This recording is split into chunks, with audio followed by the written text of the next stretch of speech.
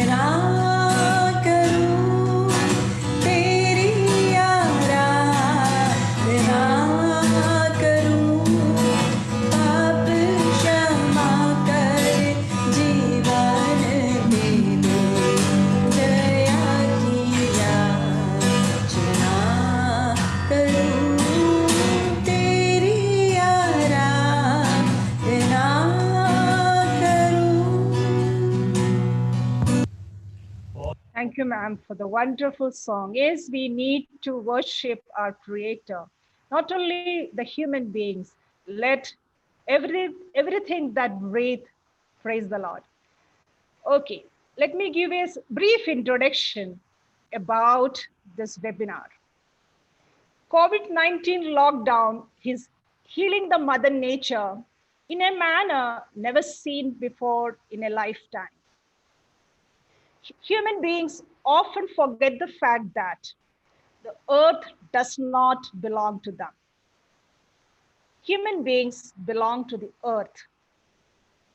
We have been ignorant to the preservation of our natural resources and sustainable development that we have forgotten about the beauty of the earth completely. During lockdown, the tangible progress in nature have made us believe that Mother Earth can be sustained. Hence, Department of Chemistry, St. John's College, Agra, decided to organize international webinar on sustainable development to bring academicians, policymakers, bureaucrats, medical practitioners, government and non-governmental officials to deliberate upon environmental restoration and sustainability. In this regard, first lecture is going to be on sustainable biocomposites for structural application, opportunities and challenges by the distinguished resource person, Professor Kuruvilla Joseph from Indian Institute of Space Science and Technology. Our participants are consultants, professors, associate professors, assistant professors, research scholars, and few students from India and abroad. I believe it will definitely benefit our student fraternity in particular and society at large. Now I request our Honorable Principal, Professor S.P. Singh, to introduce our distinguished guest, Professor Kuruvilla Joseph, to the delegates. Good morning. Thank you, Dr. Susan. I take this opportunity to congratulate Dr. Susan and all her colleagues in the Department of Chemistry for organizing this webinar series on a very pertinent, very relevant theme of sustainable development. COVID-2019 has made us rethink certain assumptions about life, many of which we had taken as givens. And I believe that this webinar would contribute to the process of rethinking and churning of ideas. In this series, it is indeed a great pleasure to welcome Professor Kuruvilla Joseph, who would be addressing us on the theme of sustainable biocomposites. It's indeed a pleasure and a privilege for us to welcome him on behalf of St. John's College, on behalf of the Department of Chemistry that is organizing it, and on behalf of all the viewers in the chat room and the listeners on the YouTube channel. It would be really my pleasure to tell something about Professor Kuruvilla Joseph. Professor Kuruvilla Joseph is doing his research in the field of nanomaterials, polymers, and composites. He has headed the Department of Chemistry at prestigious Indian Institute of Space Science and Technology and is presently the senior professor and dean at the institute.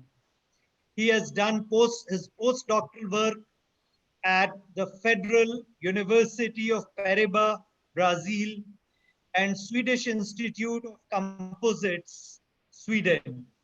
He did his PhD from the Regional Research Laboratory, CSIR, in Thiruvananthapuram, in collaboration with the School of Chemical Sciences, Mahatma Gandhi University, Kottayam.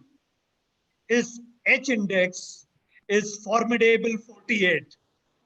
and his I-10 index is 155. He has more than 10,700 citations to his credit. Besides, he has published 4 academic books by international publisher as author, editor, and published 25 book chapters, and has been invited as a speaker of hundreds of national and international conferences. He has 3 patents and more than 200 publications in international journals. The academicians have produced 20 PhDs and several other master's projects under his supervision. Choice of his research areas include nanomaterials and nanocomposites, polymer blends and composites, synthesis of polymers from natural resources, green materials and biocomposites, aging and degradation, and development of biosensor. Professor Kuruvilla Joseph has held a number of administrative responsibilities. He was a former syndicate member of MG University, Kottayam. He was the chairman for ISAT of MG University, Kottayam. He has donned titles as the former academic council members of MG University. He had been board of studies member, nanosciences and nanotechnology and polymer sciences, University of Kerala. He has been coordinator of IIST schools and various other programs. And he has been given number of prestigious awards. Some of them, like Professor Shiv Prasad Award 2000 for being the best college teachers in Kerala, the Young Scientist Award in 2000 by the Indian Science Congress Association, the Matthijs Award won in 95 for innovative young college teacher, and various other awards. Professor Joseph has also been honored with the prestigious Fellow of Royal Society of Chemistry, UK, Linus Palme Visiting Scientist Fellowship of Sweden, the DST India and Germany Visiting Fellowship, Visiting Scientist Fellowship at Martin Luther University, Visiting Researcher Fellowship at Sweden Institute of Composites, Visiting Professor Fellowship of National Council for Scientific and Technological Development, and Visiting Researcher Fellowship of Indian National Science Academy, New Delhi, and the Research Associateship of the Indian Council of Scientific and Industrial Research, CSIR. So there are many more distinctions to his credit.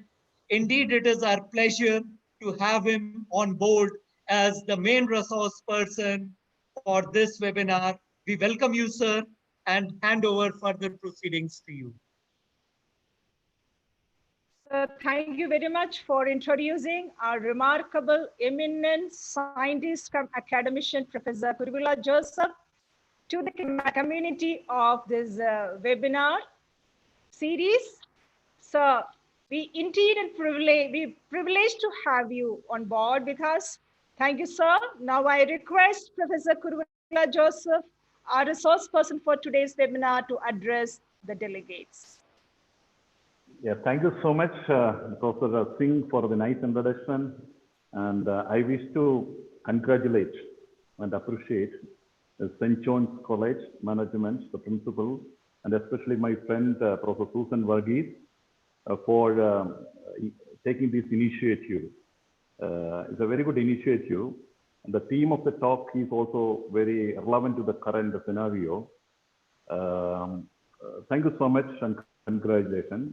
And I am requesting all the participating delegates to appreciate St. John's College for the excellent initiative. Today, as requested by Professor John, I wish to discuss on an area where I did a lot of work in the year of 1990s and 2000, beginning of 2000s. Currently, we are mainly focusing on materials for space applications. But when she requested a talk related to the environment, I accepted it because I am also working, currently I am working with the government of Kerala uh, in connection with the plastic, one-time use plastic ban in the country. I am one of the 6-member committee, task force committee member of the Kerala government to enforce this ban. So I'm really glad to talk about this theme. I will share my slides and I will directly go to the slide. And you can see that my today's talk will be on sustainable biocomposites for the sectoral application. What are the challenges and opportunities for this particular material? I will come to the discussion later. Before I wish to show some slides about my institute and what we are doing and how can we extend the facilities and collaboration, especially in terms of internships or projects and other things to your students and other academic institutions. And as mentioned by Professor John, as well as Professor Singh, I am representing Indian Institute of Space, Science and Technology. This is India's only one space institute and Asia's first space institute and world's third space institute. This is under Department of Space, Government of India. And this is a very unique institute. In fact, our institute, we are offering 3 BTech programs, one in engineering physics, and another is in avionics and aerospace engineering. Altogether, this engineering physics is a dual degree program where we are giving a dual degree in 5 years time. So students will get BTech as well as MTech in 5 years time. So altogether, this 3 program, we are taking 156 students through IIT JEE Advanced. Till 2013, we were having our own examination, ISAT, and it's a very pretty competitive course, very little bit competitive to get into this program. I still remember in 2013, when I was the chairman of the National Trust, we got more than 1 lakh applications for this 156 seats. And why it is unique and interesting, because once you got admission in IIST, the entire expenses will be met by Government of India. You don't need to pay your tuition fee or food or accommodation or anything. The entire things will be met by Government of India. Only condition is that you have to keep good academic record. At present, 7.5 CGPA in all semesters, so that you don't need to pay any single price from your pocket. More than that, on successful completion of the course in 4 years and 5 years for dual degree, you will be absorbed in ISRO as scientist engineers, depends on the vacancy. Till date, we have more than 1,000 alumni working in ISRO as scientist engineers. In addition, we have a lot of collaboration with NASA, JPL, Caltech, and a lot of institutes. Students can go and do these their programs like internship for the projects. And another interesting program with the BTech student is that the topper of all these programs, they can do 1-year master's at California Institute of Technology directly. There also the entire expenses will be met by Government of India. And I wish to mention that over the several years, most of the years, our students stood first in the Caltech MS program. We should appreciate the talent of Indian students. So in addition, we have a 15 master's program. One master's program is an MTech in Material Science offered by Department of Chemistry, IST, where MSc Chemistry or allied areas, MSc Physics, engineering graduates can apply. It's an interdisciplinary program. We have several doctoral programs and postdoctoral programs. And we have 3 campuses. This is our academic block, academic campus. This is nearly 56 acres land, where this is our main entrance. This is our student activities board, where you can see that we have a very good indoor stadiums and student activity multipurpose hall. We have a 600-seater mess hall and all.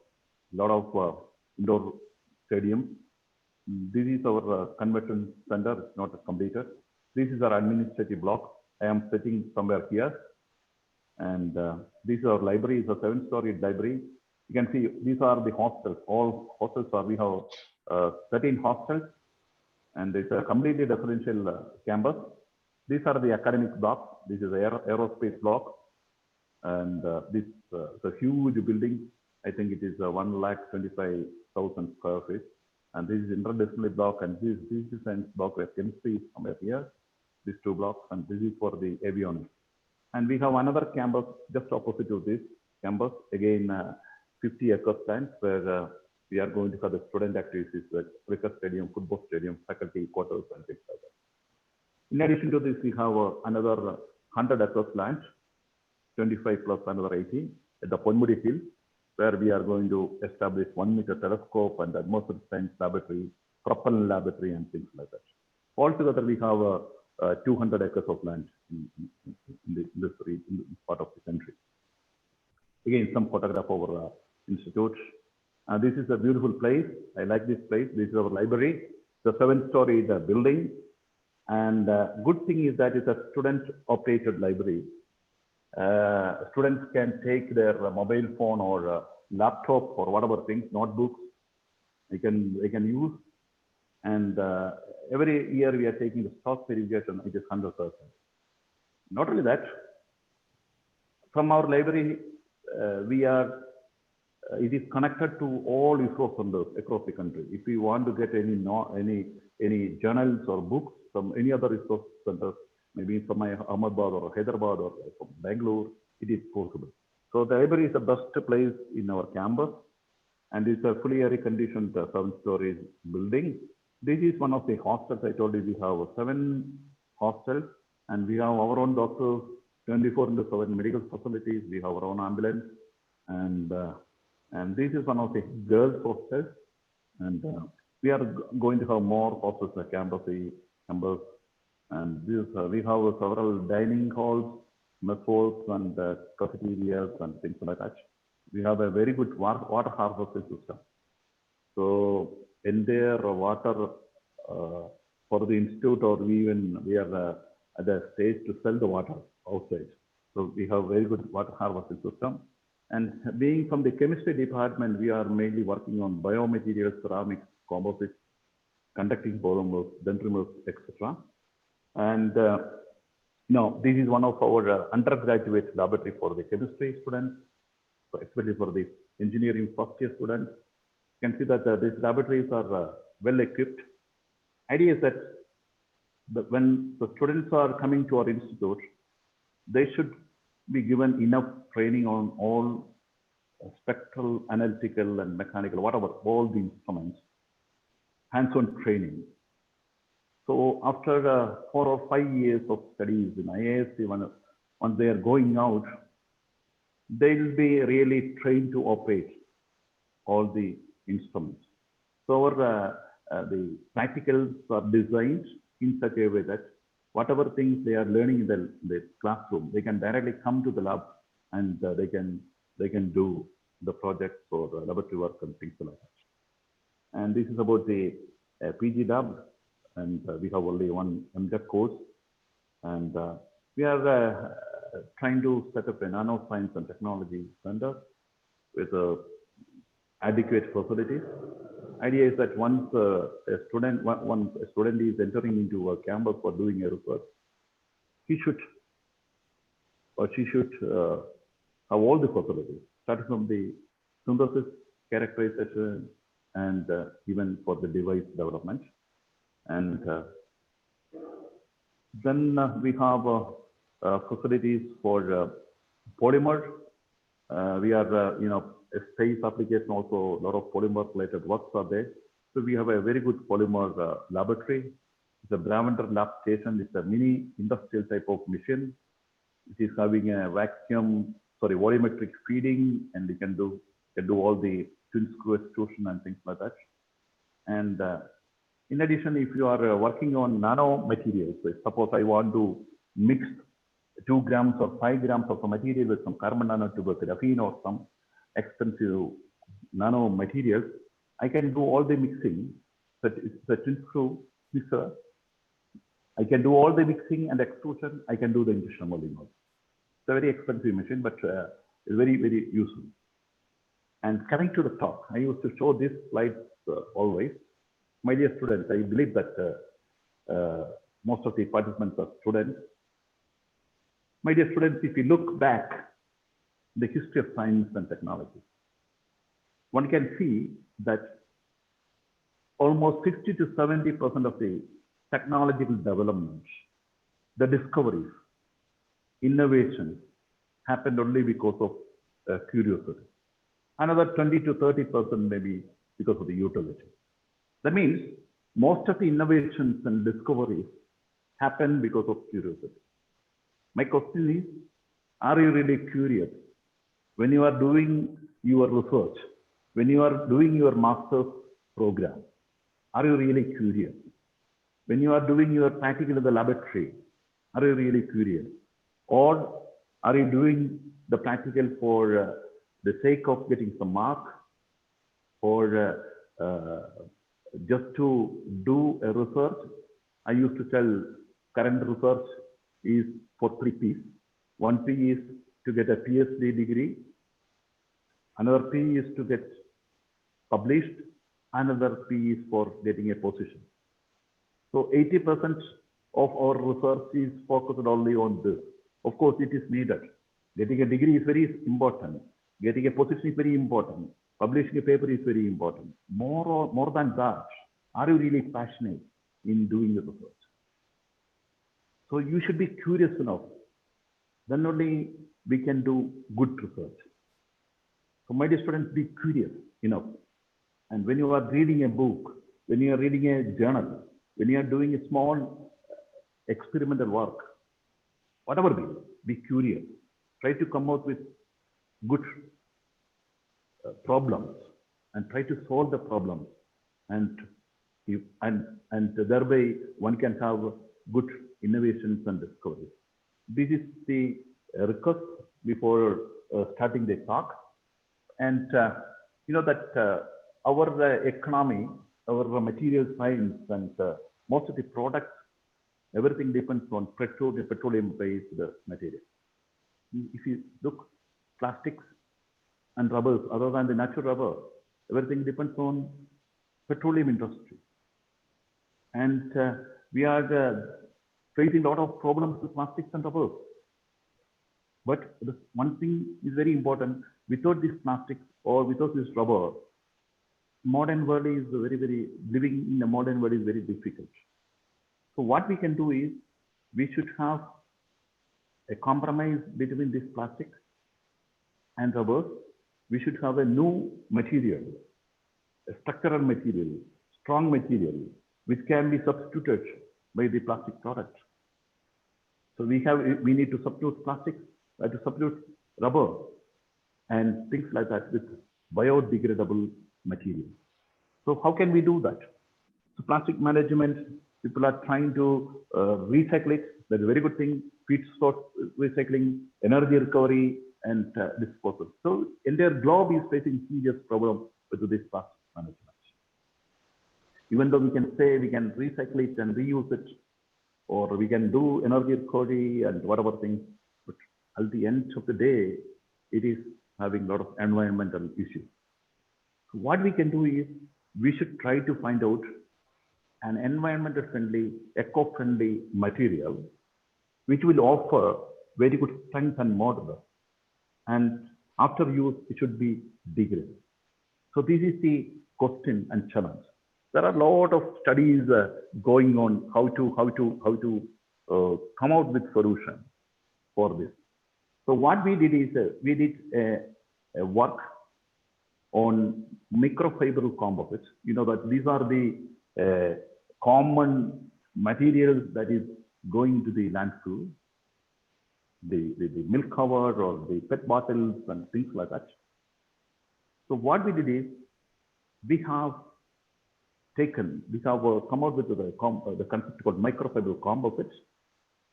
So I can take this, for example, we take polypropylene and polyethylene terephthalate PET.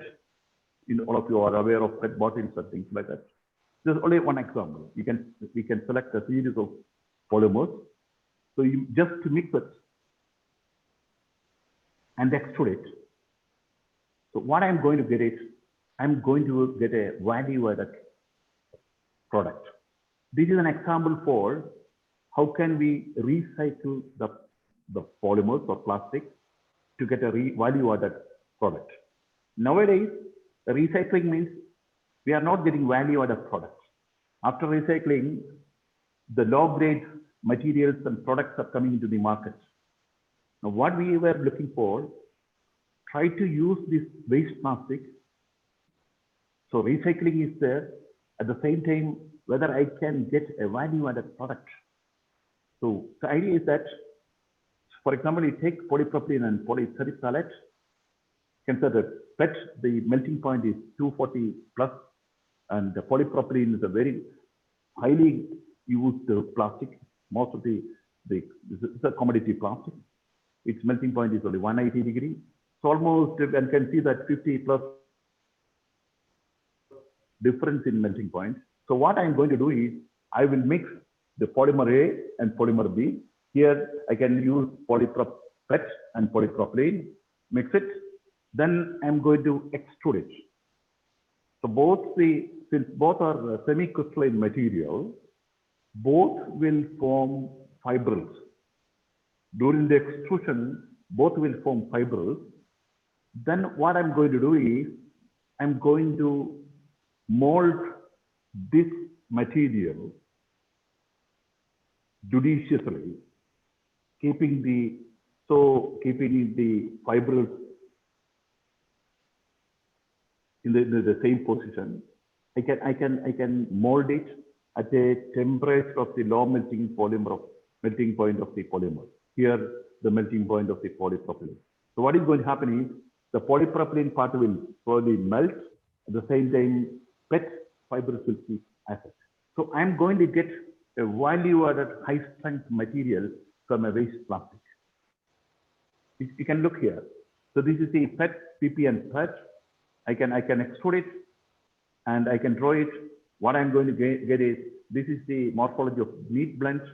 And if we can take this one part of the neat blend, you can see that you'll get the morphology just like this.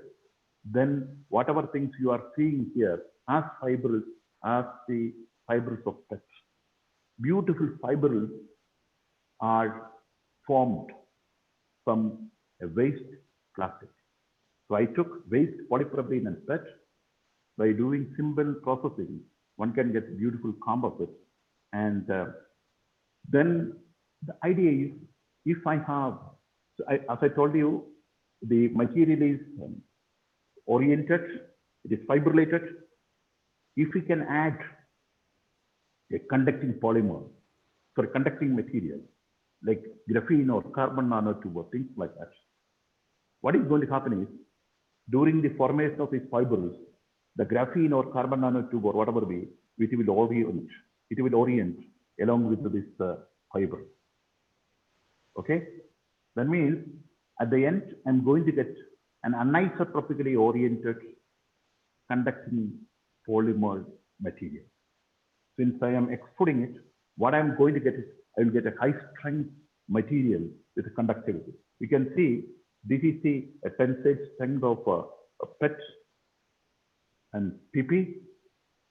And when we introduced very less concentration of carbon nanotube, you can see that the strength increased tremendously.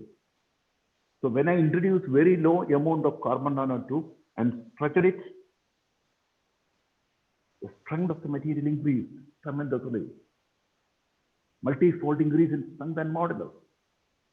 And As I told you earlier, in addition, what we are getting is we are getting a conducting wire, anisotropically conducting wire. So I can use this is a PET and PP without carbon nanotube, and this is my conducting wire where only one direction it will conduct. So I can use it as a plastic wire for electronic application. So this is one example how to utilize the waste plastic, how to convert the waste plastic into a value-added product.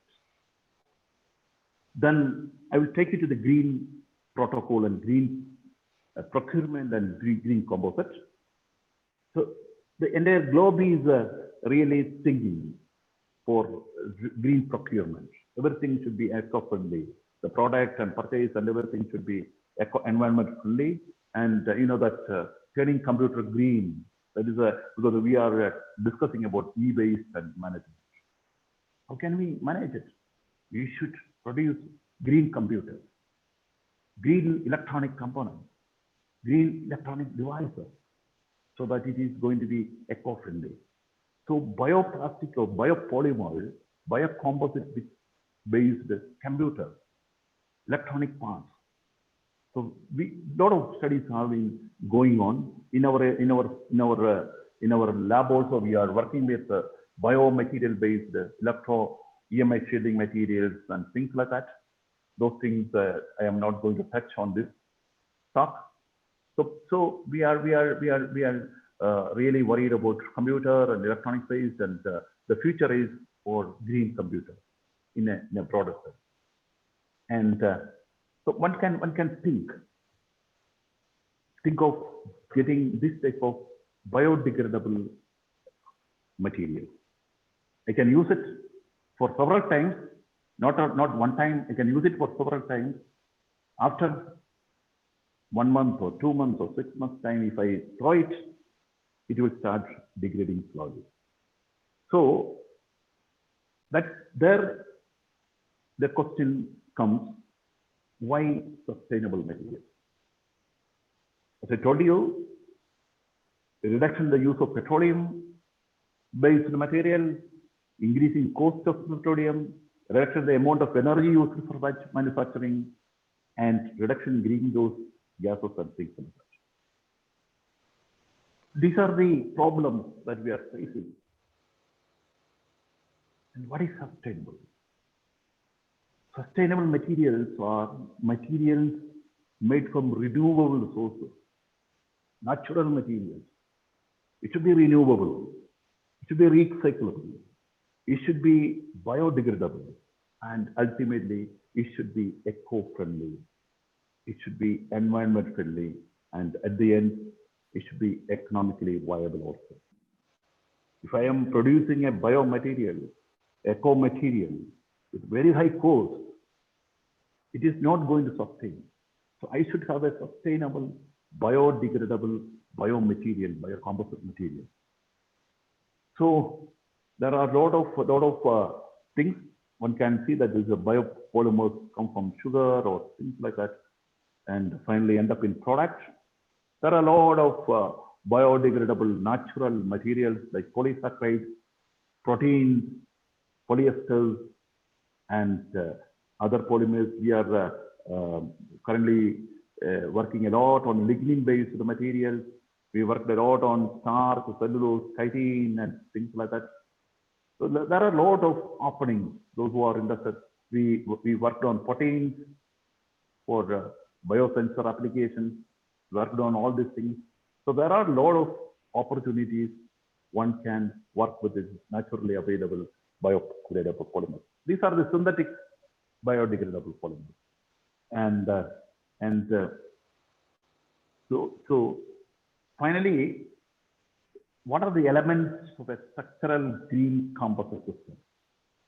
Before that, let me tell something about what is the composite. Those who are from other areas, I just want to tell you what is a composite.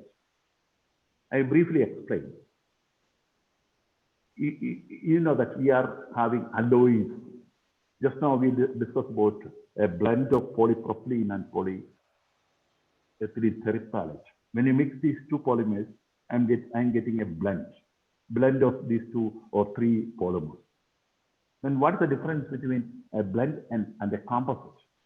A composite is a multi-phase material, just like this. When you are mixing when you are mixing polypropylene and PET, you are getting a multi-phase material.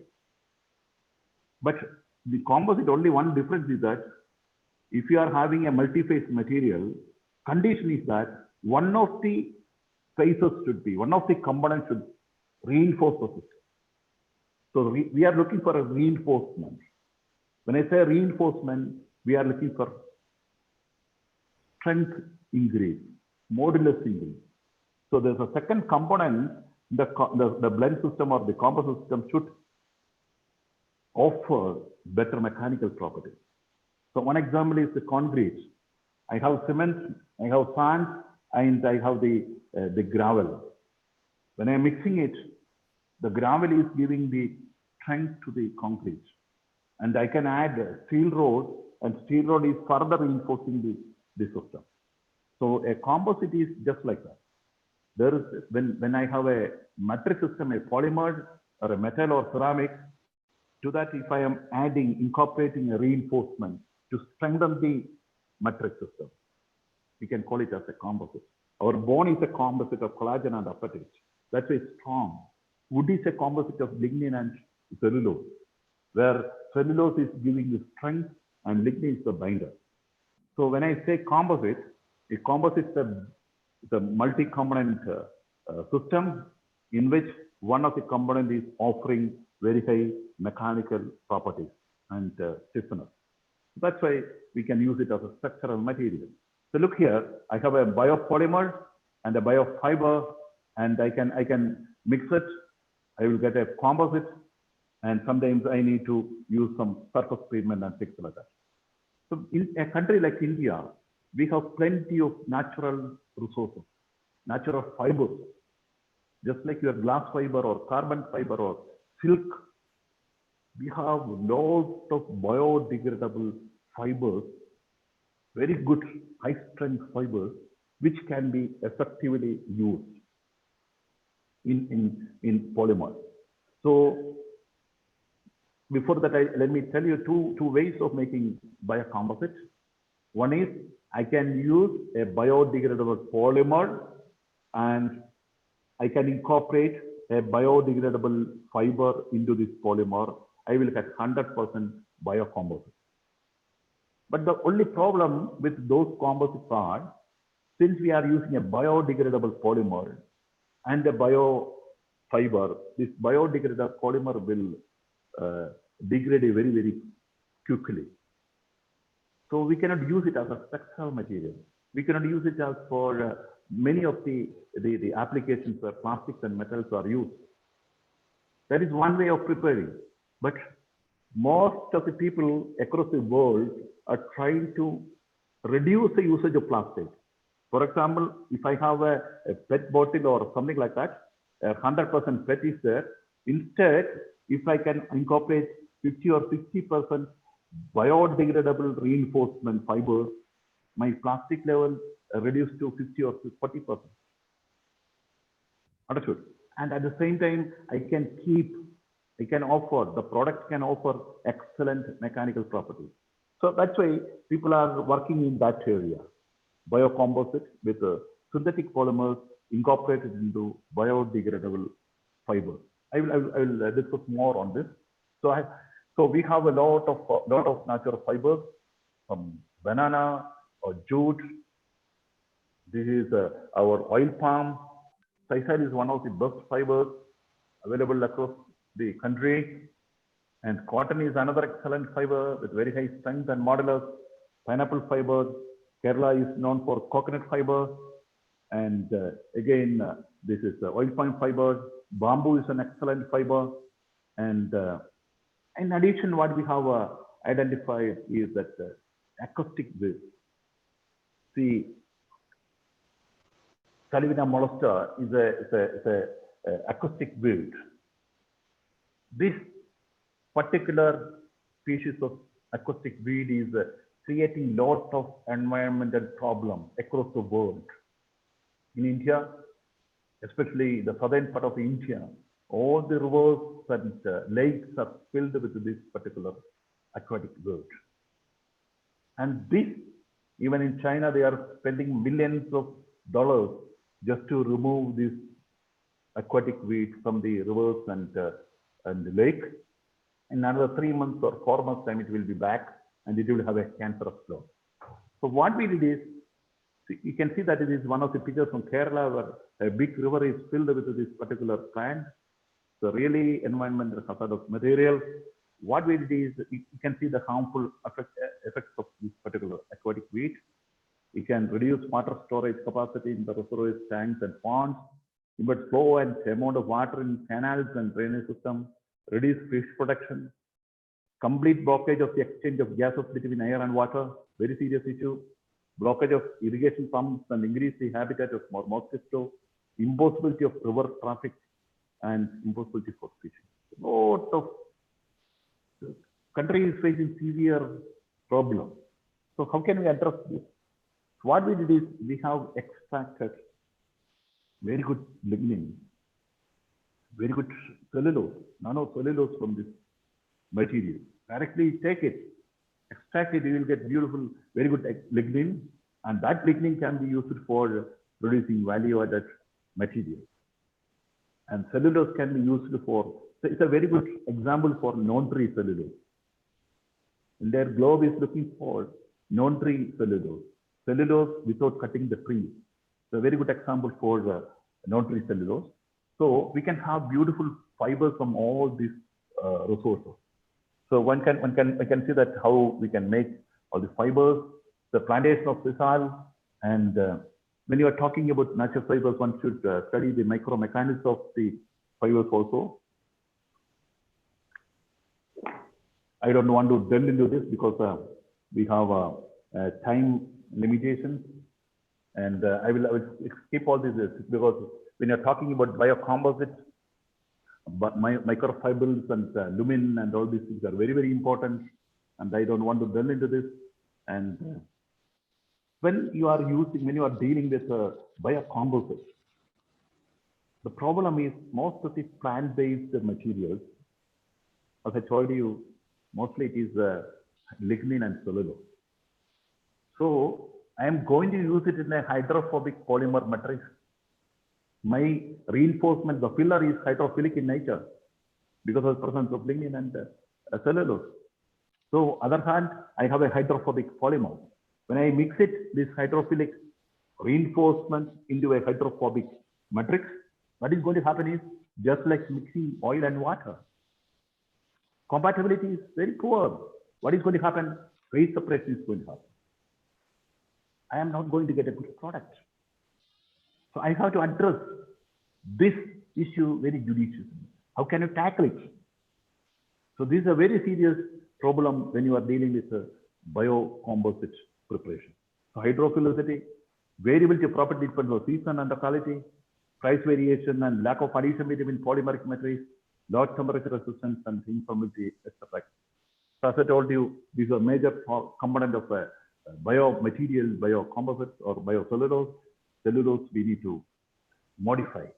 And as I told you, I have a oil water system. The interface should be properly modified in such a way that the matrix and the reinforcement will have very good interface, interaction, adhesion. There are various ways one can modify. These are the various interfacial force between the matrix and the natural fiber. It can be electrostatic force or cationic groups of the molecules and attract to the anionic surface. And it can be a simple mechanical anchoring and things like that. So one has to study the real interfacial mechanism, the chemistry of the fiber, the chemistry of the matrix, and accordingly one can design the interfacial adhesion mechanism. So there are several modifications available.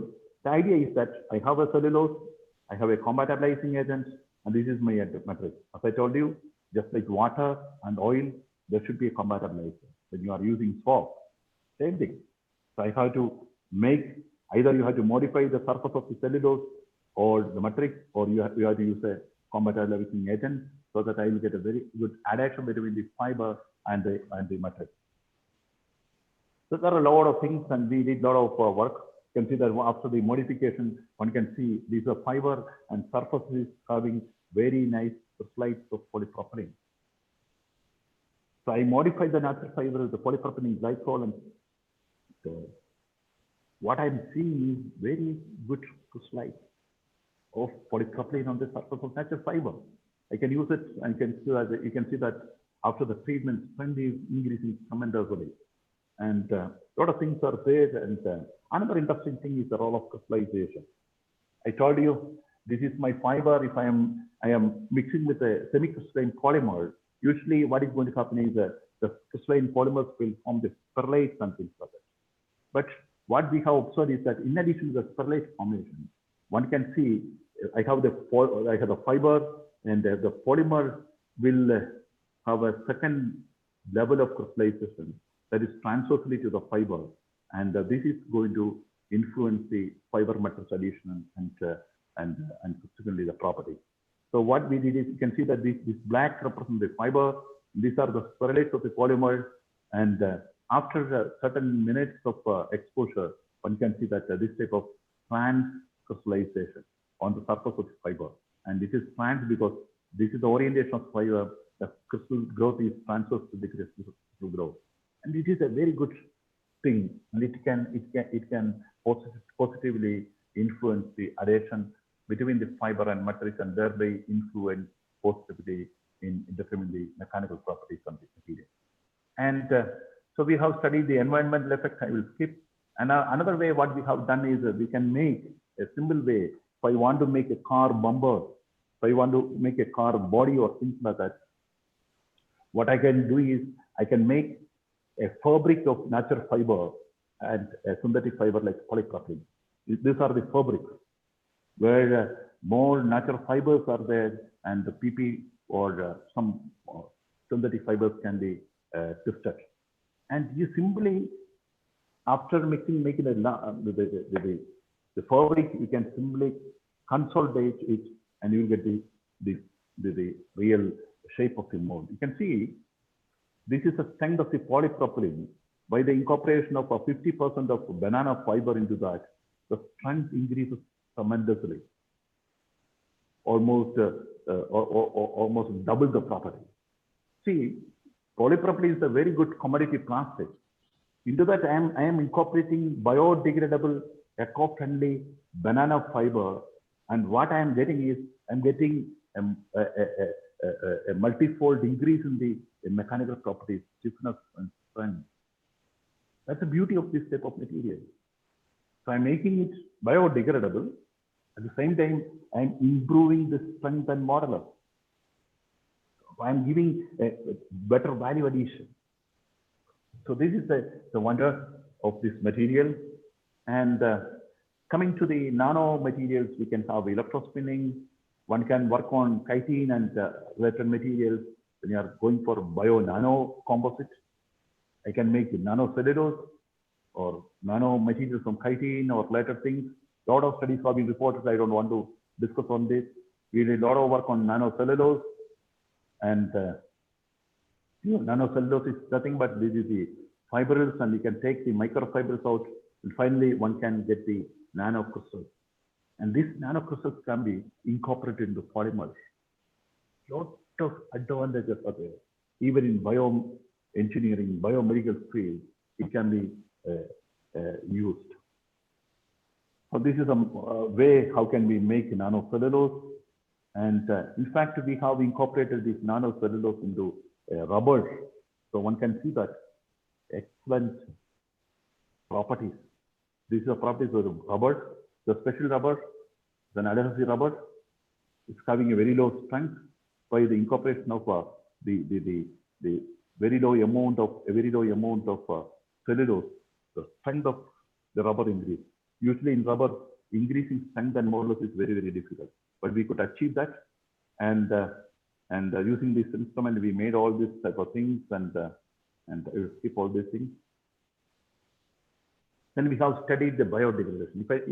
Since I am telling that it's a biocomposite, eco-friendly, it is a structural material, I should study how it is going to degrade under burial as well as exposed to sunlight. You can see that same biocomposite. This is unnitrate one. This is the burial under soil and exposed to sunlight. So 3 days, 6 days, and things like that. You can see that after 30 days under burial, you can see that the material really got degraded. So 50% of the material is degraded. That means another 15 days it will totally degrade.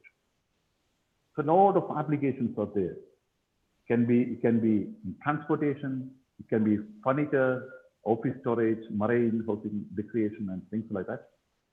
And one can think of, I will show some of the technology, how can we make it.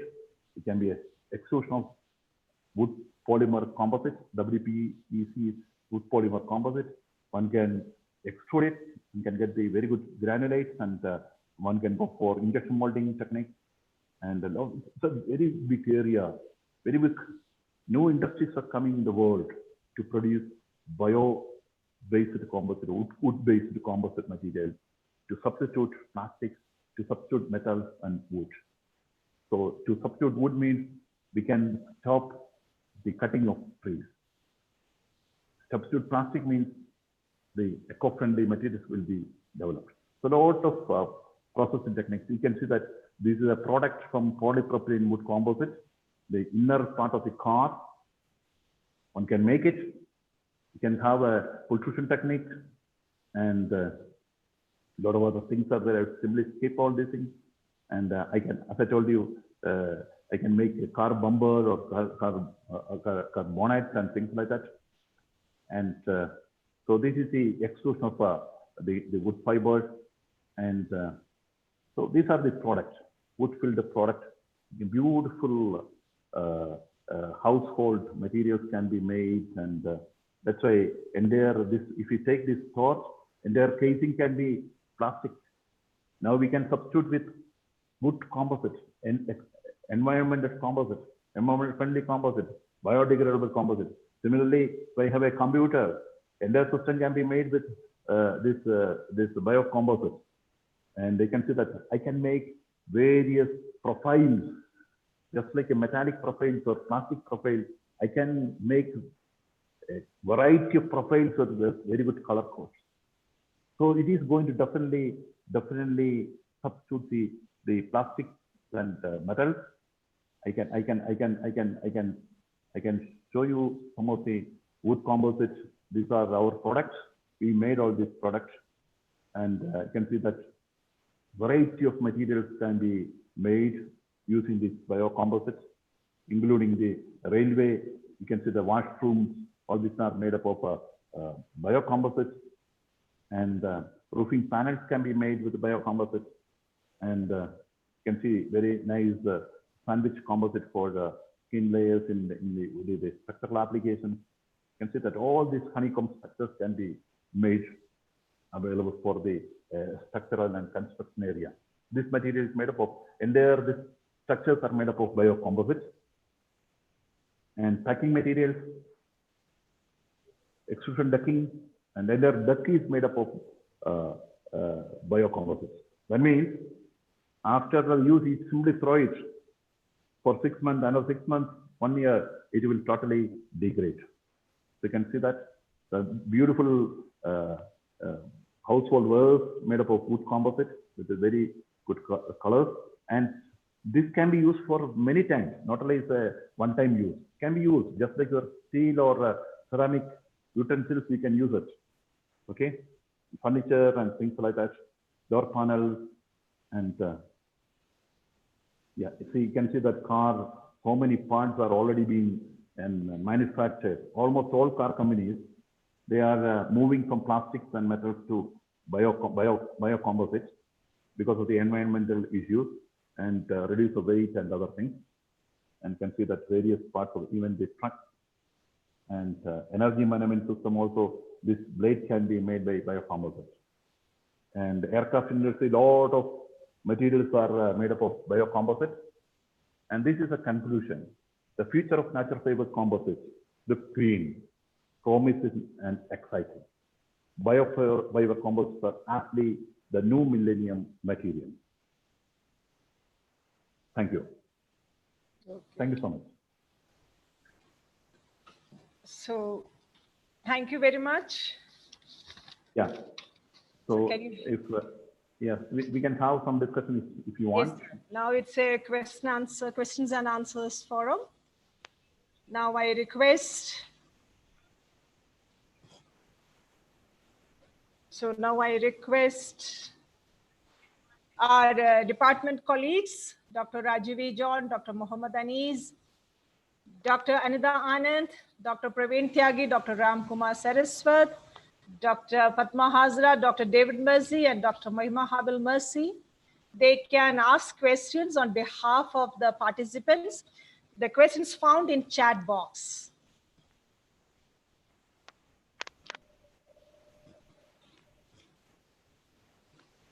So can you?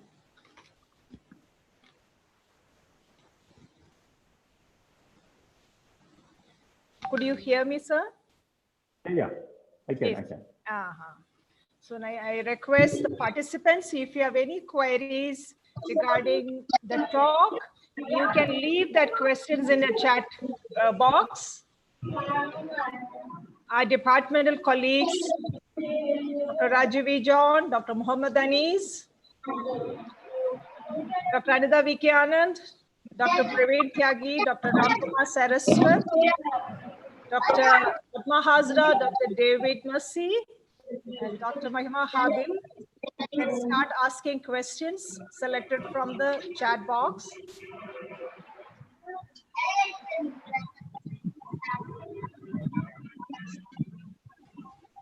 Any questions? Any questions? So there is a questions are coming up, sir. Yes, yes. Ask David. Yes. Hello. Yes, Dr. Rajiv John is online. Just ask the question, ma'am. Yes. First of all, I would like to thank Professor Joseph for his wonderful talk, for a very interesting and informative talk. And now, as it is time for queries, so I would like to take first question, which has come from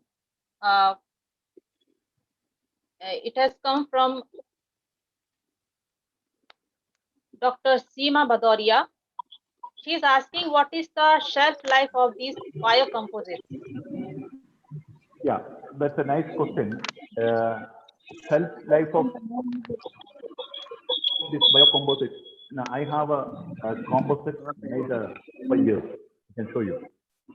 So, if you are not using this type of material for outside exposure means during rainy season and things like that, it can be used for many years. So, depends on the end use. One can define the shelf life. If you are using it for interior application, shelf life is just like any other wood or plastic. Okay. Thank you. Sir, there is another question Yeah. from Dr. Ajay Taneja. His question is, can you tell us about cost-wise advantage in comparison to plastic? Can you tell us about cost-wise advantage in comparison to plastic? Understood. See, if you say polypropylene, if I am using polypropylene as a product, polypropylene 1 kilo, for example, 100 rupees. So 100 rupees, I am using a product.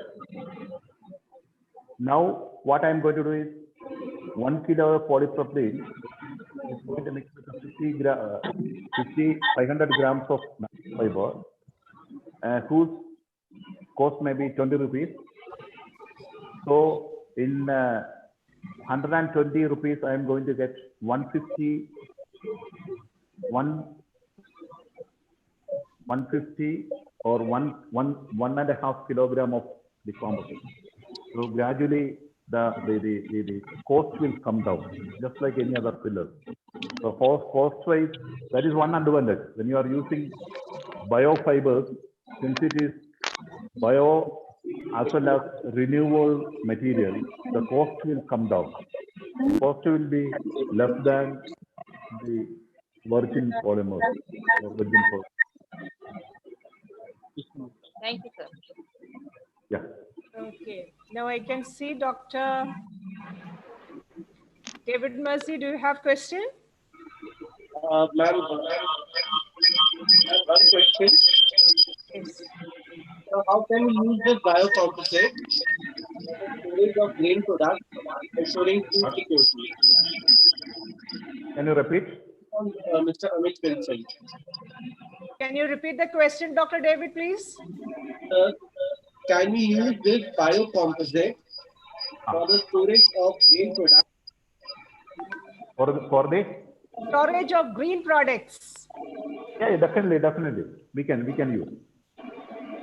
Yes, sir. Yes. Dr. Mahima, any questions?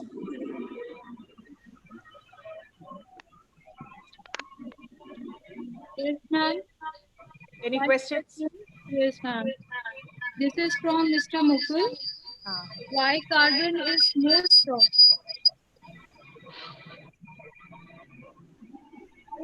Could not hear. Why carbon is more? Strong. Why carbon is more strong, sir? Hello? Why carbon is more strong than other elements? You meant by carbon fiber or graphene? Carbon and fiber. Carbon fiber. See, the manufacture of carbon fiber, we can make carbon fiber in different ways. Recently we have converted lignin into carbon fiber. We need to take lignin and electron it and stabilize it and carbonize it. Or usually carbon fibers are made from pitch or polyacrylonitrile. So what we are doing is first step is to make it a fiber. You have to spin it. Whatever be the precursor. It can be pitch, it can be lignin, or it can be pan or whatever thing. You have to make a filament. Then a step called stabilization step, where non-carbon elements will be removed. Again, you have to heat it slowly, 800 degree, 900 degree, 1000 degree. So what is going to happen is a carbonization step. All the non-carbon elements will be removed. Then we are giving stretching. Finally, we are getting a graphene structure now, graphene only, with no other, only carbon.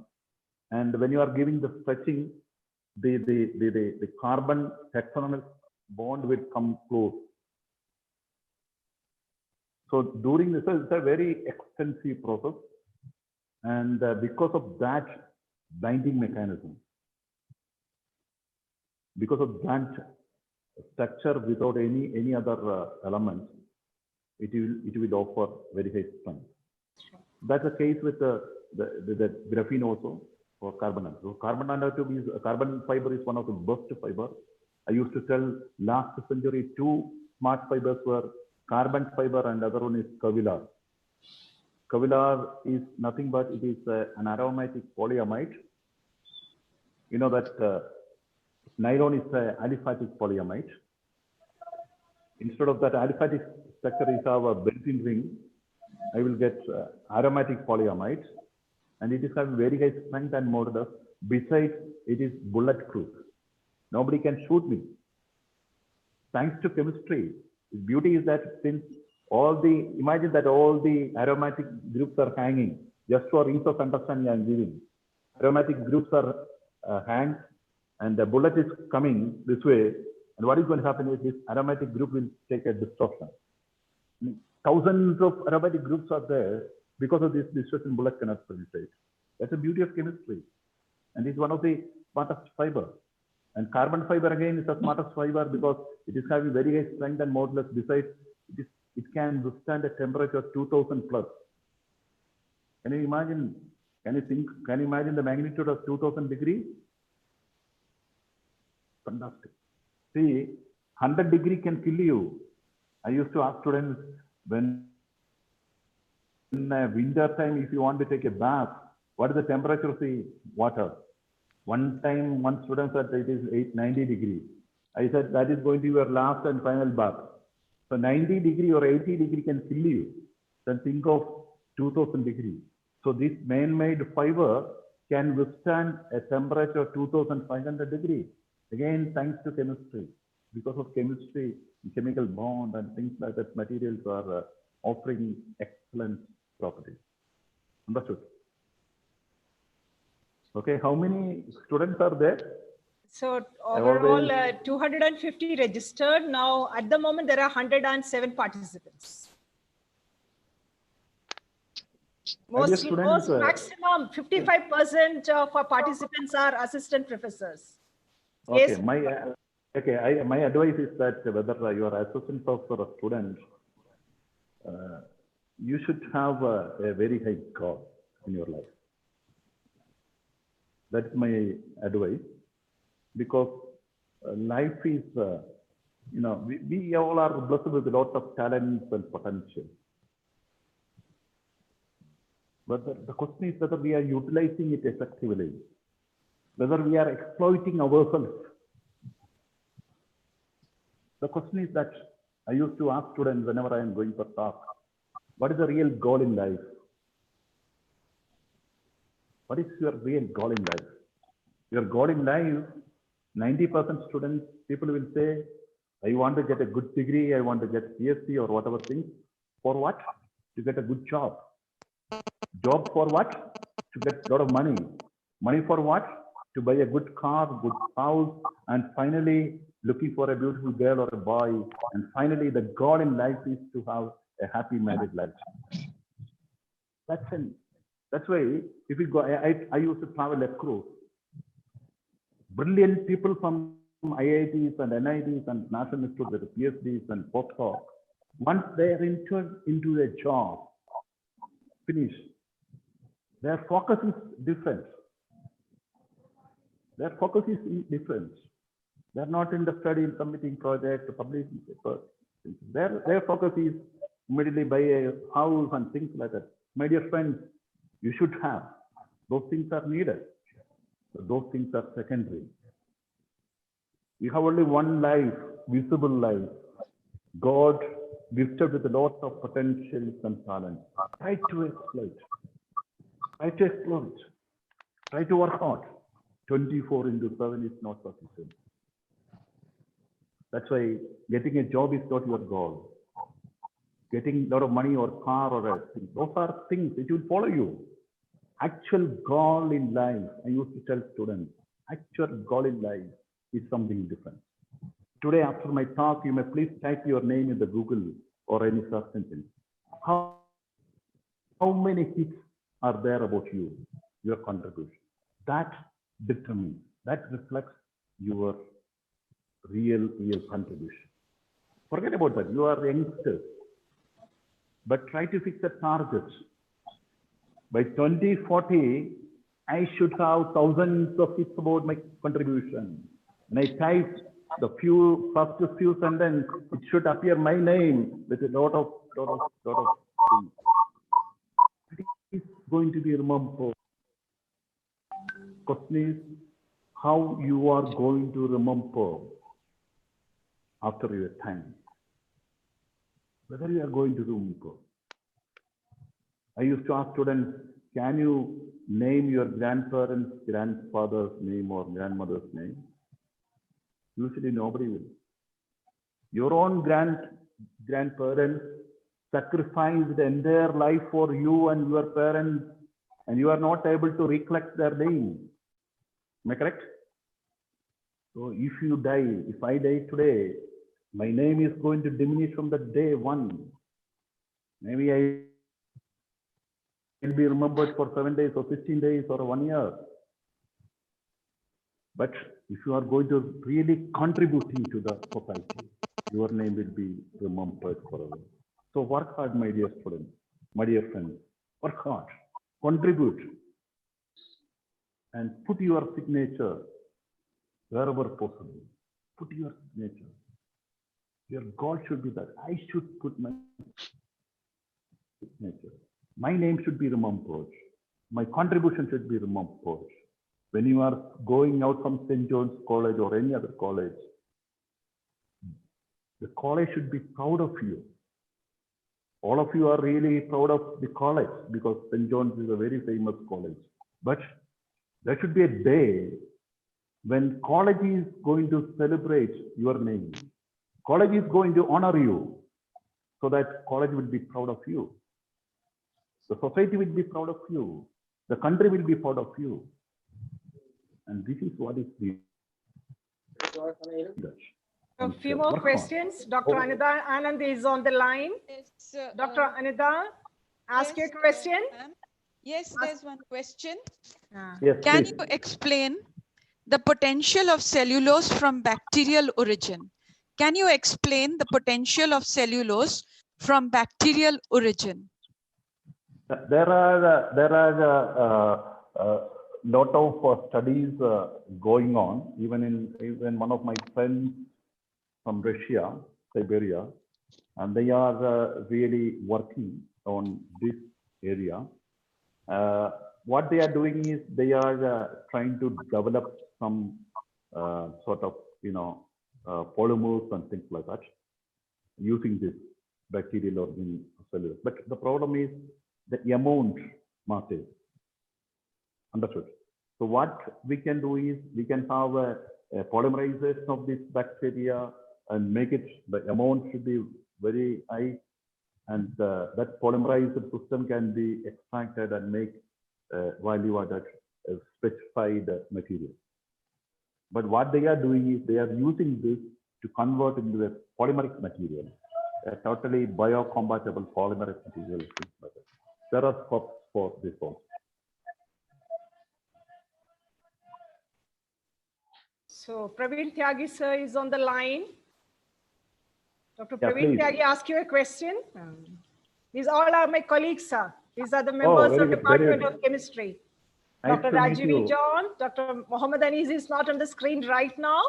Then Dr. Anida Vicky Anand, who sang the song of prayer song in the morning, Teri Aradhana. And I can see Professor Vikas Pandit. He's yes, also from Professor your department. He is from IBS. He's a computer personnel. Okay. And Dr. Mahima Habil, you can see, she's the junior most member of our faculty.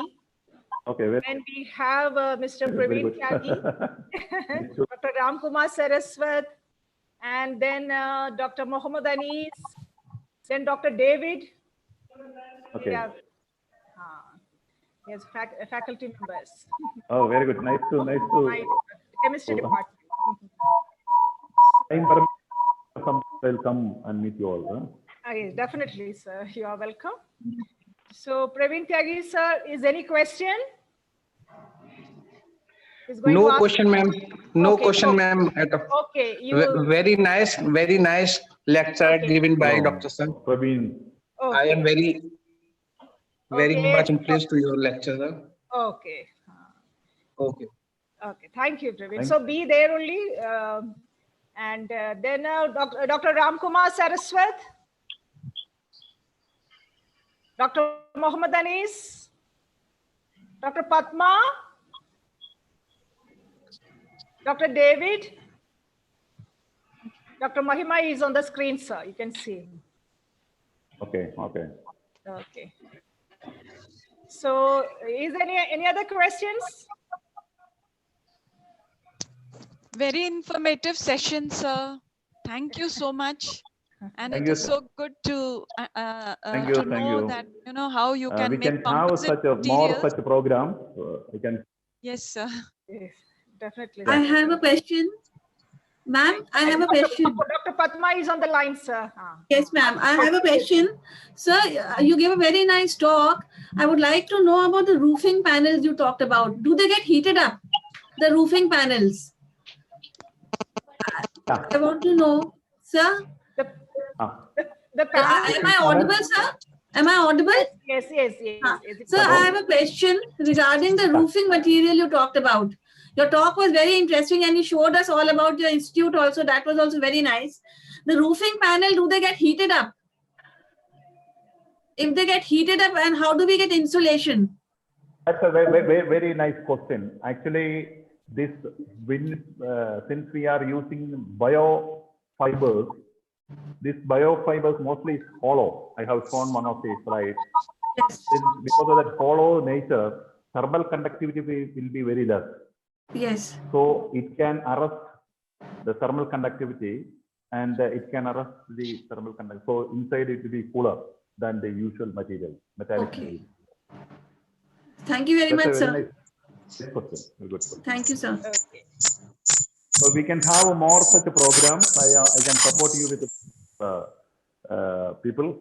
Yes, sir. Definitely. Please go ahead with this type of program. Yes. Okay. Okay, definitely, sir. Meet Dr. David. He is also on the screen now. You may please.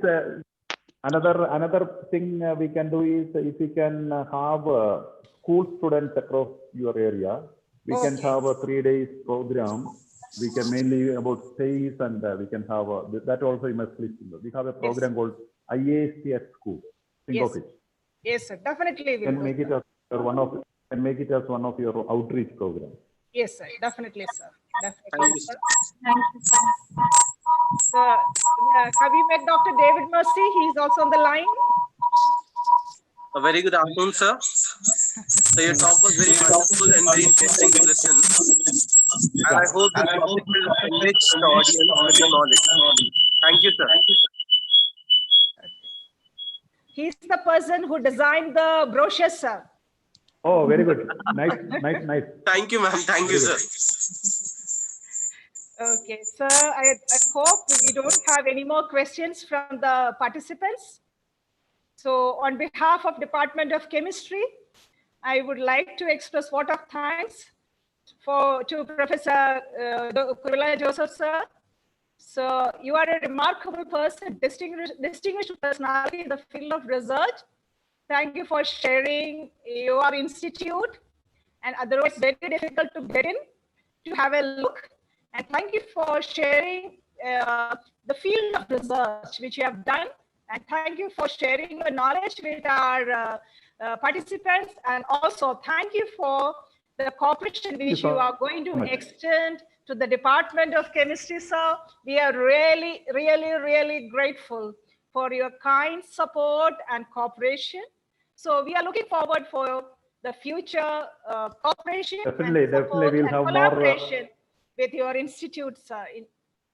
Thank you very much for being with us. Certainly, we'll have more collaboration. You can send your students, and yes, sir. And we will discuss this in detail. Okay. Okay, take care. definitely. Thank you. Take care. Thank you very much, sir. God bless. Thank you, sir.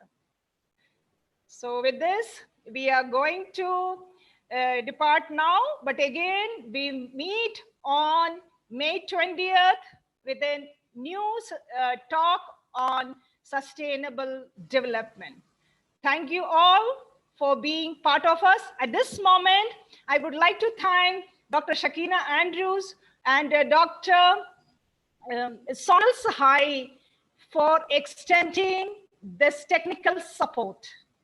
Otherwise, this program would not have been possible.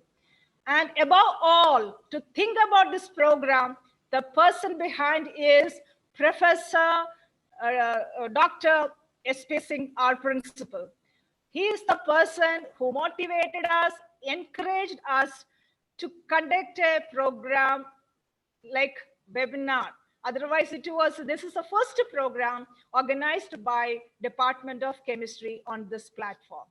So we are highly indebted to our principal, sir, also. And I'm highly indebted to Sonal Sahai and Dr. Shakina Andrews and Dr. David for designing the brochure. And in future support also we have to organize many more webinar colleagues and my colleagues of our college and everyone.